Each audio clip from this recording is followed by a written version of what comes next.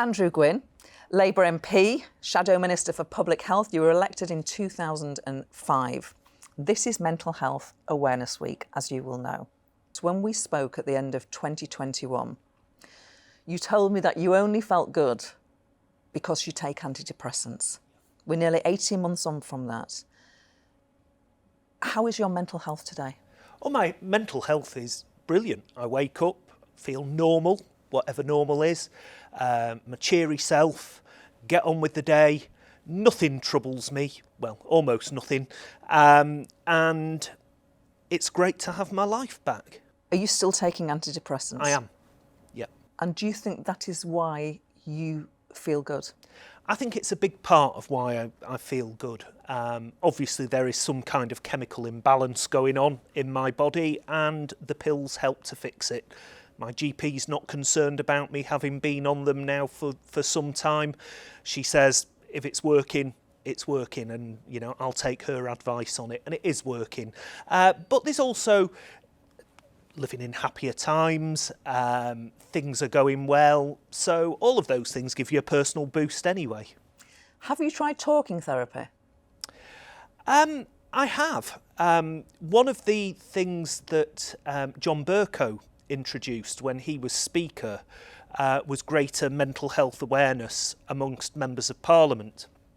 And when I was at a particular low point, I was directed by the House of Commons health team to go and try some talking therapies.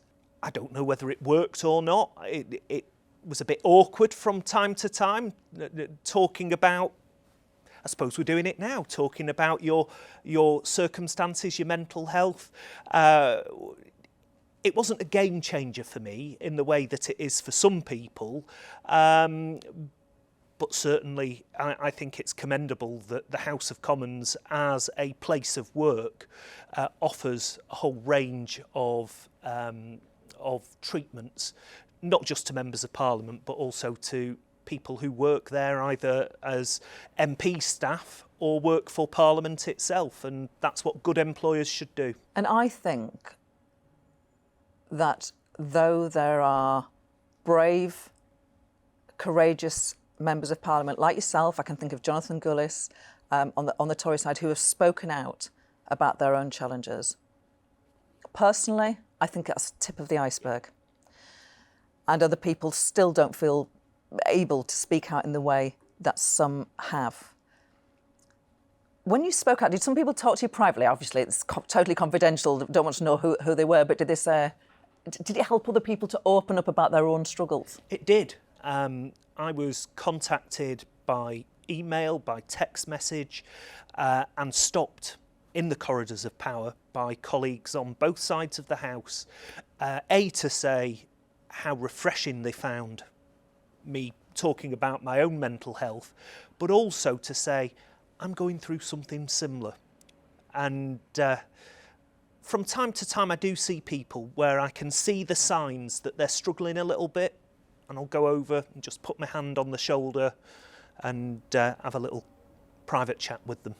Remind me, when did you first seek help for your depression? How long are we talking?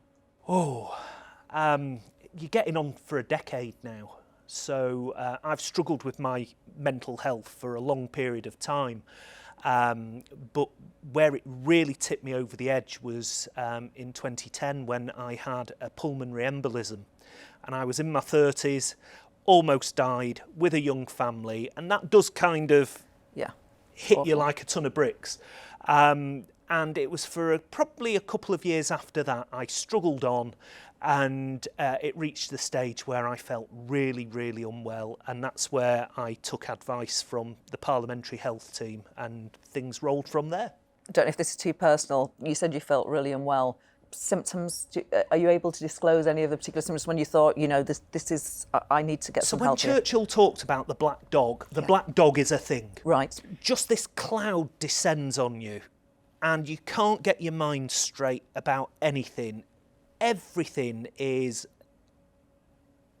even trivial things just seem insurmountable and you want to give up. Now, to be fair, I've never felt suicidal. I've never felt that I wanted to end my life because I had 3 children, beautiful wife, you know, those things probably kept me in the game. But at my lowest points, I had absolutely nothing going for me.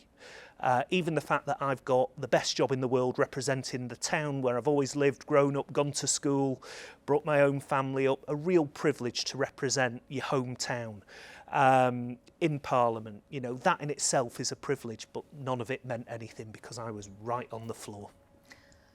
For anyone who feels like that, who is watching this programme, what's the best piece of advice you can give them? Seek help. And it's not easy. Firstly, it's not easy to recognise that you are at the lowest point because you always feel that there's still another rung that you can go down. The worry is that that rung might be the rung that is the suicidal rung. So don't let it get that far. If you are feeling miserable, if you feel that cloud is there, the black dog, try and do something about it.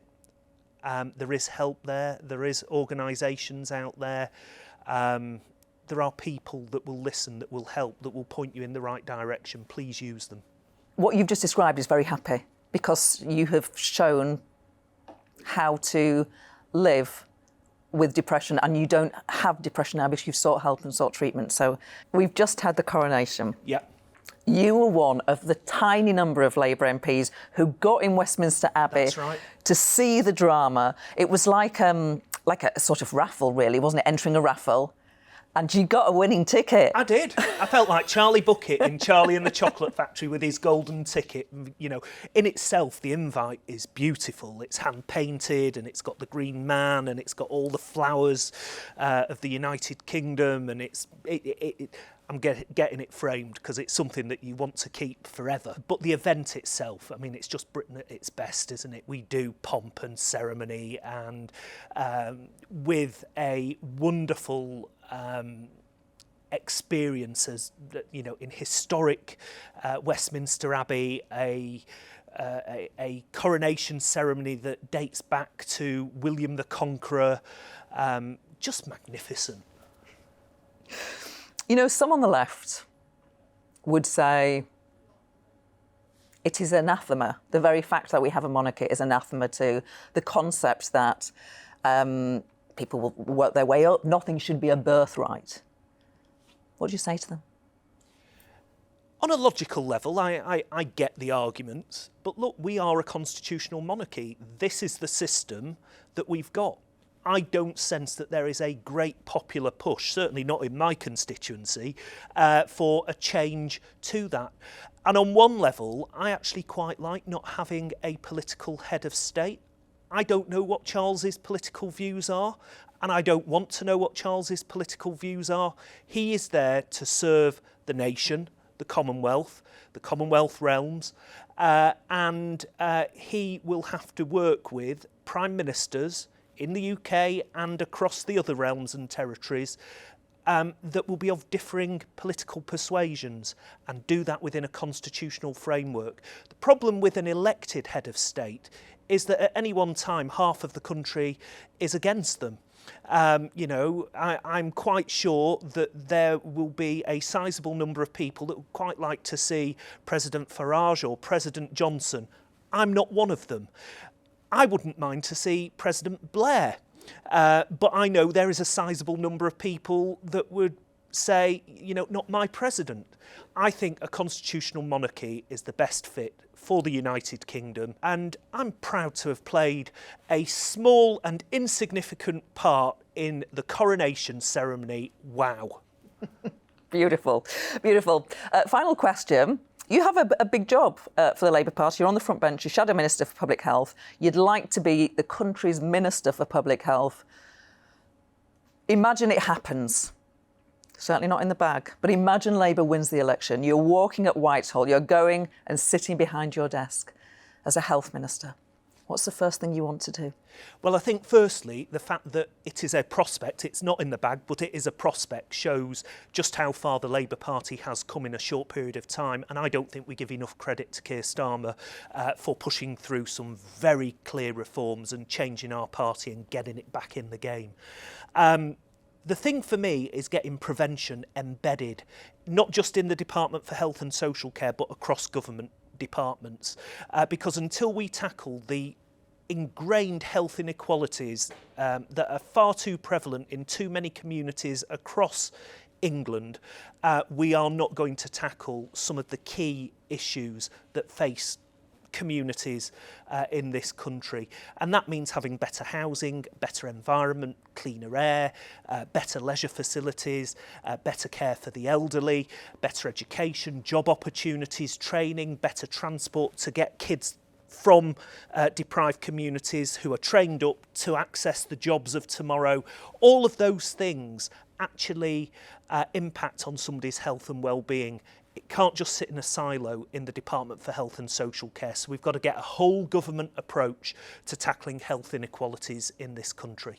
We ended on a bit of politics there, but I have to say, Andrew, your description of your battle and winning that battle with your mental health is very timely, but more importantly, life-affirming. Thank you for coming back to talk to me about it. Thank you for having me.